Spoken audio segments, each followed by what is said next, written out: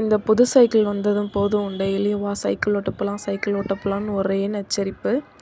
சரி ஓகே கீழேயே போய் கற்றுக்கலாம் அப்படின்னு போய் பார்த்தா, கீழே ஓடுற வண்டி கார்லாம் நம்ம மேலே தான்டா ஏறிட்டு போகுன்னு சொல்லிட்டு சைக்கிளை அலேக்கா தூக்கிட்டு அப்படியே கிரவுண்டுக்கு ஓடியாச்சு.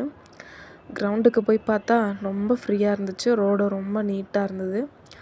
அதுக்கப்புறம் தான் பார்த்தா மேடம் ரொம்ப ஈஸியாக ஒரு 10 மினிட்ஸ்லேயே கற்றுக்கிட்டாங்க எப்படி ஓட்டணுன்ட்டு. ஹேண்ட்லிங் தான் இன்னும் வந்து கரெக்டாக வரல. நல்லா ஓட்டுறோம், சூப்பராக ஓட்டுறேன் நான் அப்படின்னு சொல்லிட்டு தைரியத்தில் கொண்டு ஹேண்ட்பரை வேடிக்கை பார்த்துக்கிட்டே கொண்டு பள்ளத்தில் விட போயிட்டா.